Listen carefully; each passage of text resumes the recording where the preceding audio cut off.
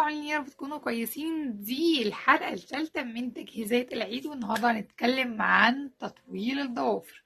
يمكن دي الحلقة المليون اللي انا اتكلم فيها عن تطويل الضوافر، وحرفيا تلات ارباع القناة كلها فيديوهات عن تطويل الضوافر.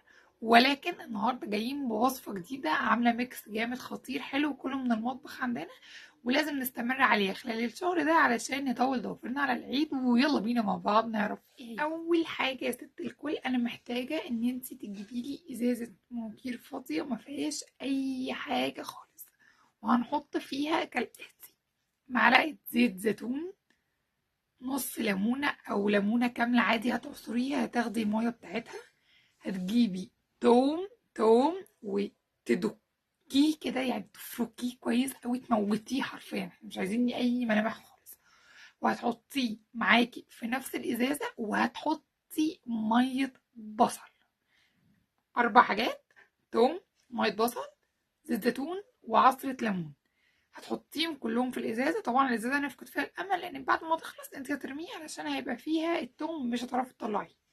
هاتي زيت ممكن نضيفه نضفيها كويس جدا، حطي فيها الاربع مكونات دول: توم، بصل، ميه البصل مش بصل نفسه، توم، ميه البصل، والليمون وزيت الزيتون.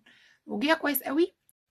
راح ننام خلاص، هتجيبي الحاجه وتروحي رجوها كويس قوي، رجيها كويس عشان يتجانسوا مع بعض. حطي منها على ضوافرك قبل ما تنامي، حطي منها على الجلد اللي حوالين الضفر، حطي منها على الضفر، اعملي مساج بسيط واذهبي الى النوم بتاعك. ست كل قومي الصبح شوفي ايدك، عشان ريحه الثوم والبصل هيعملولك ميكس خطير. بس ما تقلقيش، هو كده كده هيروح عادي ما فيهاش مشكله، بس لازم تشوفي ايدك كويس لما تقومي الصبح وترطبيها. المكونات كده كده انا هكتب لكم كل حاجه تحت برضو علشان لو حد ملحقش يجمع بسرعه، مع اني عدتها 6000 مره، ولكن مش مشكله انا هحطهم لكم كده كده تحت علشان نكتبهم برضو تاني او نرجع لهم نتاكد منهم تاني. ويا جماعه بجد استمروا عليها، بس الشويه الفاضلين دول على ضوافر فاضيه، ما تبقيش حاطه مانيكير، ما تبقيش حاطه مانيكير على ضوافر فاضيه من الجناب عشان تطولك ضوافرك بسرعه.